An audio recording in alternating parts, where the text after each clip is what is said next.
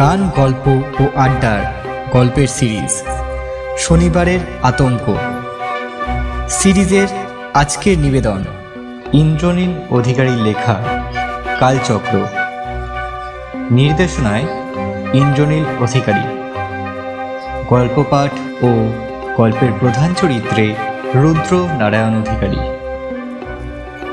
Visual effects Shubham Debnath. আমাদের গল্প শুনতে শনিবার বেলা 12টায় চলে আসুন আমাদের ইউটিউব চ্যানেল গান, গল্প ও আড্ডায়। আমাদের গল্প এখন শুরু হচ্ছে। সেদিন খুব ভারী বৃষ্টি হচ্ছিল, কিন্তু আমি এতটাই বই পোকা ছিলাম যে আমার প্রিয় লেখক সন্তোষ সরকারের নতুন বই প্রকাশ হয়েছে শুনে বৃষ্টির মধ্যে সেই বই কিনতে বেরিয়ে পড়লাম। গতকাল থেকে এক নাগাড়ে বৃষ্টি হওয়ার ফলে রাস্তায় অনেক জায়গায় জল দাঁড়িয়ে গেছে এবং সেই জন্য আমি একটি টানা রিক্সা ভাড়া করে গন্তব্যস্থলের জন্য রওনা দিলাম। বৃষ্টি বেশি হওয়ার ফলে সেই টানা রিক্সাওয়ালা বেশি ভাড়া চাওয়া সত্ত্বেও আমি রাজি হয়ে গেলাম, কারণ আমার বইয়ের নেশা এতটাই বেশি ছিল। টানা রিক্সাটি দোকানের সামনে এসে দাঁড়ানোর পর আমি আস্তে করে ফুটপাতের উপর নামলাম, কারণ রাস্তায় তখনও জল দাঁড়িয়ে আছে। আমি রিক্সাওয়ালাকে ভাড়া দিয়ে ফুটপাত ধরে দোকানের দিকে এগোতে লাগলাম। ফুটপাতটি বেশ উঁচু, তাই জলে পা ভেজাতে হলো না। ঠিক যখন দোকানে ঢুকতে যাব তক্ষুনি আমার সাথে একটি ব্যক্তির ধাক্কা লাগে এবং সেই ব্যক্তির হাত থেকে একটি পুরনো বই পড়ে যায়। আমি সেটি তুলে তার দিকে ফেরত দিতে গিয়ে দেখলাম সেই লোকটি আশেপাশে কোথাও দেখা যাচ্ছে না, কিন্তু এই রাস্তায় কোনো অলিগলিও তো নেই। তাহলে সেই ব্যক্তিটি গেল কোথায়? আমি ভাবলাম হয়তো অন্য কোনো দোকানে সেই লোকটি ঢুকেছেন, কিন্তু আশেপাশে কটা দোকানেও ঘুরে সেই ব্যক্তিটি দেখতে পেলাম না। সেই ব্যক্তিটির খোঁজ না পেয়ে বইটি আমার ব্যাগে রেখে দিয়ে বইয়ের দোকানে ঢুকে পড়লাম এবং আমার প্রিয় লেখকের বইটি কিনে বাড়ির দিকে রওনা দিলাম। বাড়ি পৌঁছে আমি আমার স্টাডি টেবিলের বইটি বের করে রাখলাম এবং কফি বানাতে গেলাম, কারণ এই বর্ষার দিনে কফি খেতে খেতে গল্পের বই পড়ার মজাই আলাদা। কফি বানিয়ে এনে টেবিলে বইটা খুলে বসি এবং কফির কাপে চুমুক দিয়ে বইটা খুলে পড়তে শুরু করি। আমি প্রায় সন্ধ্যেবেলা পর্যন্ত বইটা পড়ে শেষ করে ফেলি। পরের দিন ছিল রবিবার। ভাবলাম আজ রাতে তাড়াতাড়ি খেয়ে শুয়ে পড়ব, কাল কোনো এক বন্ধু থেকে বই এনে নতুন কোনো গল্প পড়ব, কারণ আমার কাছে যে বইয়ের সংগ্রহ আছে তা সবই আমার পড়া। পরের দিন সকালে উঠে দেখি বৃষ্টি সেই গতকাল থেকে এখনো অবধি এক নাগাড়ে হয়ে চলেছে, কমার কোনো চিহ্ন দেখলাম না। রাস্তাঘাট প্রায় হাঁটু অবধি জলে ডুবে গেছে। তাই কোনো উপায় না পেয়ে মন খারাপ করে রেডিওটা চালিয়ে শুনতে লাগলাম, কিন্তু তাতেও আমার মন ভরছিল না। তাই আমি আমার বইয়ের সংগ্রহ ঘাঁটতে শুরু করলাম, এই আশায় যে যদি কোনো এমন বই থেকে থাকে যেটা এখনো অবধি পড়া হয়নি। কিন্তু এমন কোনো বই পেলাম না যেটা আমি আগে পড়িনি। হাঁপিয়ে গিয়ে আমি স্টাডি টেবিলের চেয়ারে এসে বসলাম এবং তখন আমার চোখ সেই ব্যাগে রাখা বইটার দিকে পড়ল।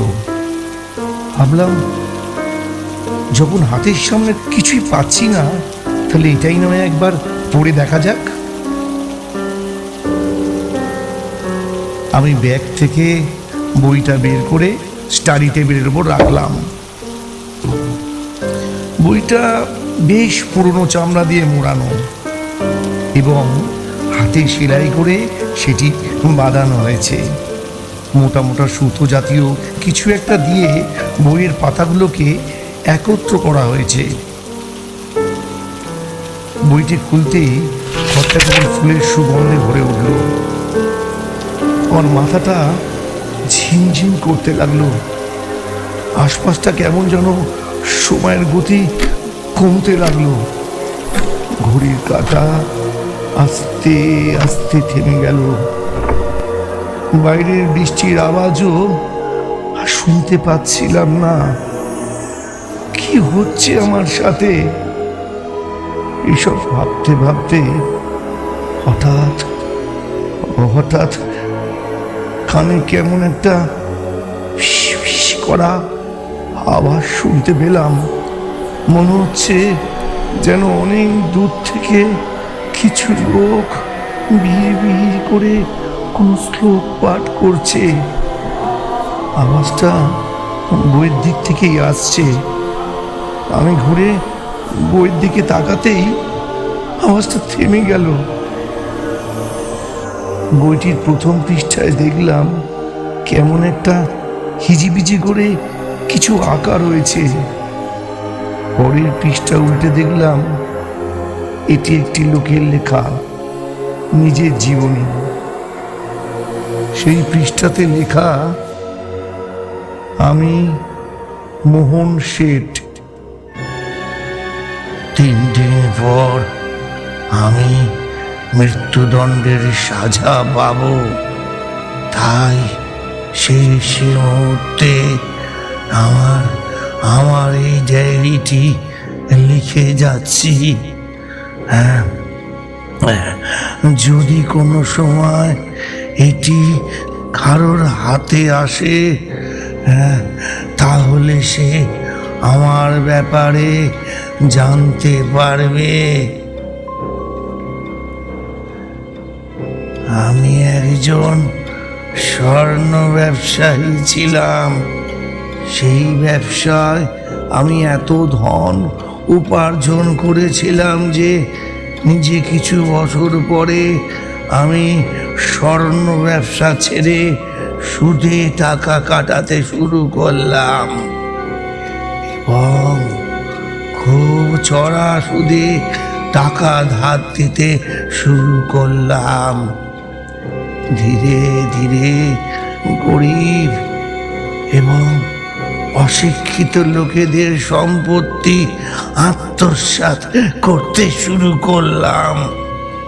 তাদেরকে চড়া সুদে ঋণ দিতাম এবং তারা যখন সেটা ফেরত দিতে পারত না, আমি তাদের জমি আত্মসাৎ করে নিতাম। এরকম করে ভালোই চলছিল। কিন্তু একদিন একটি চাষি শিক্ষিত মেয়ে আমার সাথে তর্ক করতে শুরু করে দিল এবং আমি রাগের বশে তাকে ফুলদানি দিয়ে মাথায় মেরে হত্যা করলাম।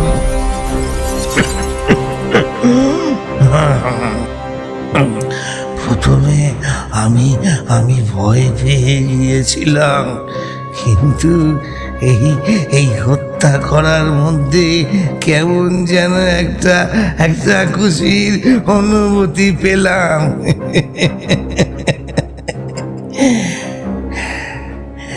তারপর থেকে এক এক করে গরিব অসহায় লোকদের হত্যা করতে শুরু করলাম।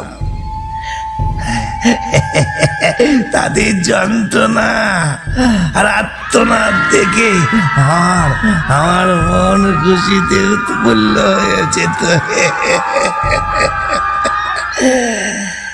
টাকা চুরে আমি কিছু কপট লোকের সাহায্যে তাদের লাশ গায়েব করে দিতাম। কিন্তু একদিন গ্রামের একটি লোক আমাকে আমাকে খুন করতে দেখে ফেলে। এই ঘটনা জানাজানি হয়ে যাওয়ার পর গ্রামের লোকেরা আমাকে আমাকে পুলিশের হাতে তুলে দেয়, আর আমি আদালতে খুনি প্রমাণিত হই এবং আমার আমার মৃত্যুদণ্ডের সাজা শোনানো হয়।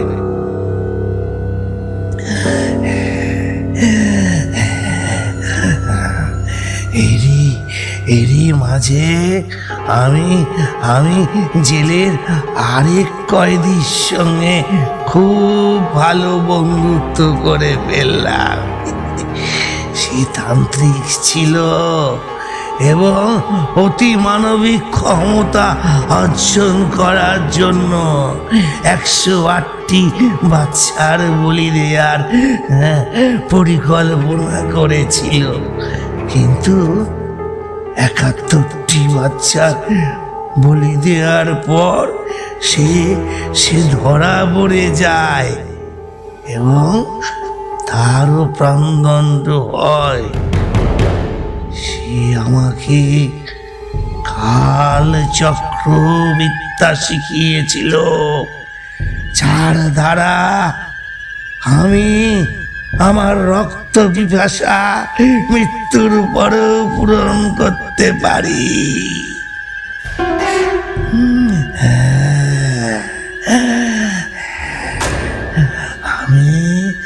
আমি এই বইটির মধ্যে সেই কালচক্রবিদ্যা প্রয়োগ করলাম, যার ফলে এই বইটি যে পড়বে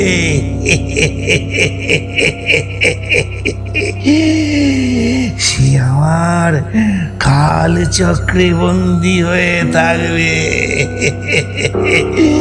তার উপর আমি আমার অত্যাচার চালিয়ে যাব যতদিন না সে এই বইটি অন্য কাউকে দিয়ে দিচ্ছে।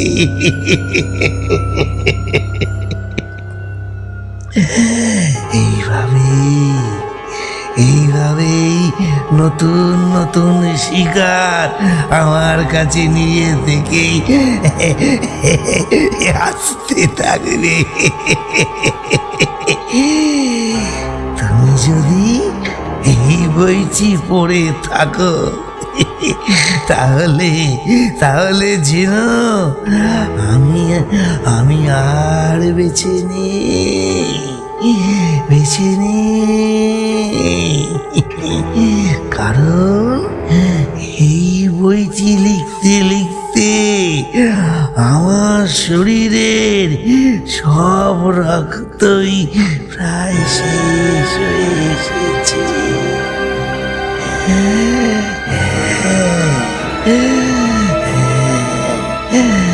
এখন থেকে তুমি হলে আমার নতুন শিকারী। এটি পড়ার পর আমার শরীরে যেন বরফের মতো ঠান্ডা হয়ে গেল। সেদিন আমি খুব তাড়াতাড়ি রাতের খাবার খেয়ে শুয়ে পড়ি, যেন মনে হচ্ছিল দিনের আলো উঠলেই আমি এই অজানা ভয়ের থেকে মুক্তি পেয়ে যাব। রাতের আহার সেরে তারপর তেমন কিছু অদ্ভুত অনুভূতি করলাম না।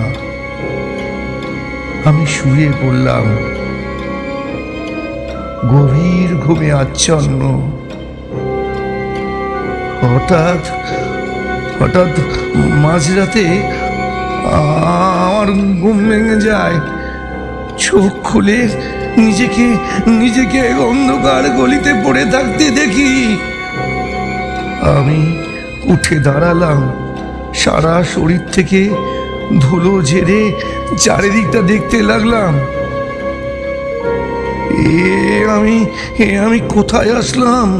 কি করেই বা আসলাম? কিছুই বুঝে উঠতে পারছিলাম না। চারিদিক জনশূন্য, কেউ নেই যে আমাকে দিক খুঁজে বাড়ি পৌঁছতে সাহায্য করবে। তাই আমি নিজেই সেই সরু গলি ধরে হাঁটতে লাগলাম। চারিদিকে কোনো শব্দ পাওয়া যাচ্ছে না, শুধু আমার পায়ের আওয়াজ আর কলকাতার পুরনো বাড়ির পাইপ থেকে জল পড়ার টপ টপ শব্দ। আমি হাঁটতে হাঁটতে এটি 4 মাথার মোড়ে এসে পৌঁছলাম, কিন্তু এখনো কোনো লোকের দেখা পেলাম না। আমি বুঝতে পারছিলাম না এবার কোন দিকে যাব। তাও একটি পথ ধরে হাঁটতে লাগলাম। গলিটা ধীরে ধীরে যেন অন্ধকারে ঢেকে গেছে। গলির এক কোণায় দেখলাম 4টে মানুষের ছায়া মূর্তি গোল করে দাঁড়িয়ে আছে। নিজেদের মধ্যে যেন বিড়বিড় করে কি বলছে। যাক, এতক্ষণ একটু স্বস্তি পেলাম। এই জনহীন জায়গায় মানুষের দেখা পেয়ে মনে যেন একটু সাহসের সঞ্চয় হলো। আমি তাদের ডাক দিলাম, কিন্তু তারা কোনো সাড়া দিল না। তারা নিজেদের মধ্যেই মগ্ন হয়ে রয়েছে। আমি খানিকটা এগিয়ে গেলাম, কিন্তু তখনই যাদের এতক্ষণ মানুষ বলে ভাবছিলাম তাদের আসল রূপ দেখতে পেলাম। রাস্তার হলুদ স্ট্রিট ল্যাম্পের আলোয় যা দেখলাম, আমি কি দেখছি? তাদের গায়ে থেকে যেন ছাল তুলে ফেলা হয়েছে। তাদের লাল টকটকে মাংস দেখা যাচ্ছে। তাদের গায়ে থেকে পুজ রক্ত গড়িয়ে পড়ছে।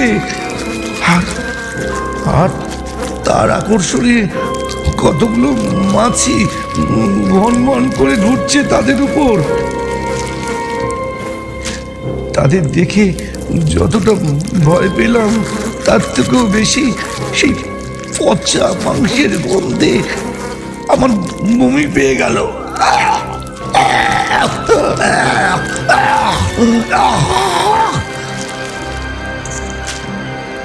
তারা আমার দিকে ঘাড় ঘুরিয়ে তাকালো। তাদের মুখ নেই, কেবল মাংসপিণ্ড, যার মধ্যে থেকে দাঁতগুলো ঠিকরে বেরিয়ে আছে এবং চোখের জায়গা দুটো কালো গর্ত। তারা চুপ করে আমার দিকে তাকিয়ে রইল। আমিও ভয় পেয়ে চলার শক্তি হারালাম। আমার মনে হলো যদি আমি নড়াচড়া করি তাহলে আমাকে ওরা আস্ত রাখবে না। কিছুক্ষণ ওরা ওইভাবেই আমার দিকে তাকিয়ে রইল। কিছুক্ষণ পরে তারা মুখ খুলল। তাদের চোখ আর মুখ থেকে কিলিবিল করে পোকা বেরোতে লাগলো। মনে হলো যেন সেই পোকাগুলো আমাকে খেতে বেরিয়েছে। দেখি আমি প্রাণ করে দিকবিহীন ভাবে ছুটতে লাগলাম। কিন্তু কিছু দূর দৌড়ানোর পর আমি যাদের থেকে এতক্ষণ পালাচ্ছিলাম তারাই আমার সামনে রাস্তা আটকে দাঁড়িয়ে আছে। তারা আস্তে আস্তে আমার দিকে এগিয়ে আসছে। আমি ভয় পেয়ে পেছনে গিয়ে পড়ে গেলাম। আর তখনই আমার চোখ আকাশের দিকে গেল। কালো তারাবিহীন আকাশে দুটো চোখ যেন আমাদের সকলের উপর নজর রেখে আছে। তারপর তারপর আমি দেখলাম তাদের শরীর থেকে ঠিক শিরা উপশিরার মতো কি বেরিয়ে আকাশের দিকে চলে গেছে। দেখে মনে হচ্ছে যেন তাদেরকে পুতুলের মতো কেউ নিজের আদেশে চালাচ্ছে। তারা তারা এগোতে এগোতে বলছে, পালিয়ে যা, পালিয়ে যা, পালিয়ে যা।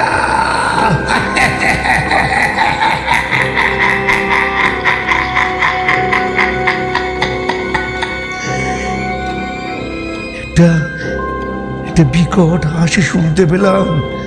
তখনই আমার চোখ সেই আকাশে থাকা চোখ দুটির ওপর পড়ল। এরপর আমি জ্ঞান হারালাম।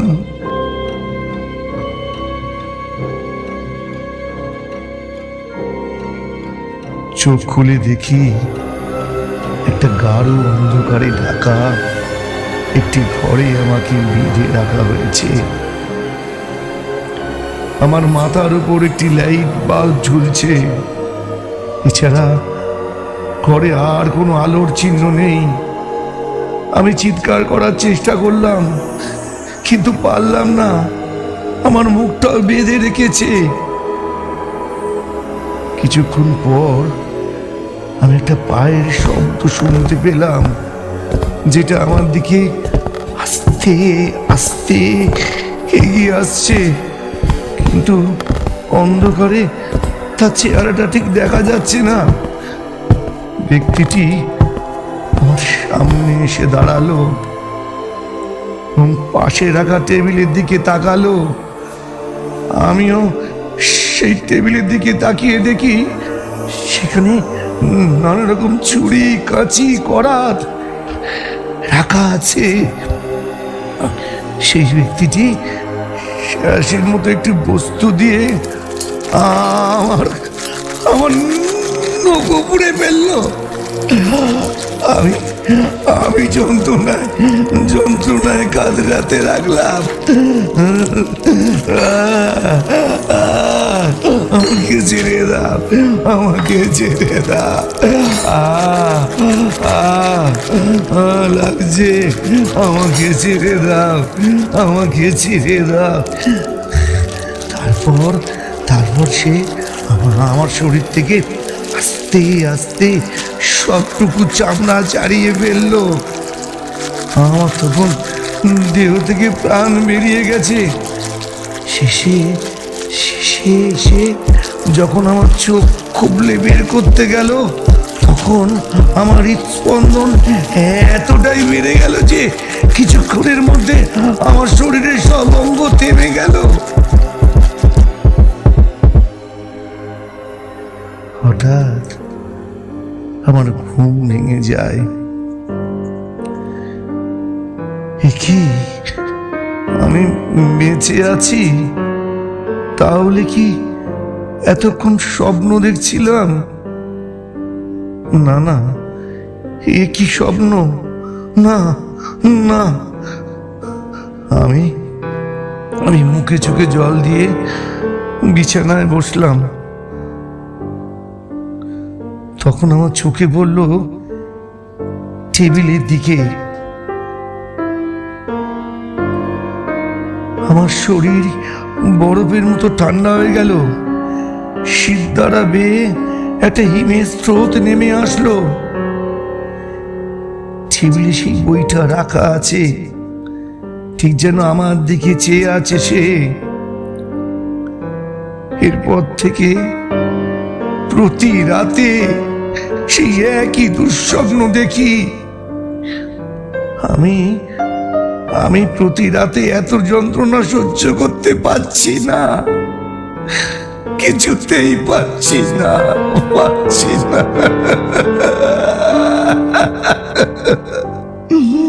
এই অসহ্য যন্ত্রণা আমি আর পাচ্ছি না। তাই আজ আমিও বেরিয়ে পড়লাম সেই বইটা নিয়ে। আজও বৃষ্টি হচ্ছে, আমি বইয়ের দোকানের পাশে দাঁড়িয়ে কোনো এক বই বোকা লোকের অপেক্ষা করতে লাগলাম। তার অজান্তে আমি এই বইটি তাকে ধরিয়ে দেব,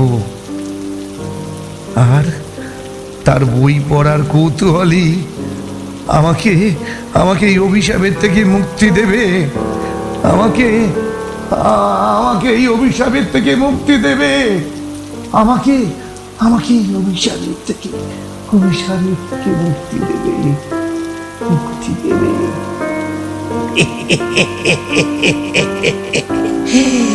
যে এই বই পড়বে সে আমার কথা অনুযায়ী চলবে। আমি ওদের এইভাবে অত্যাচার করে বেঁচে থাকবো।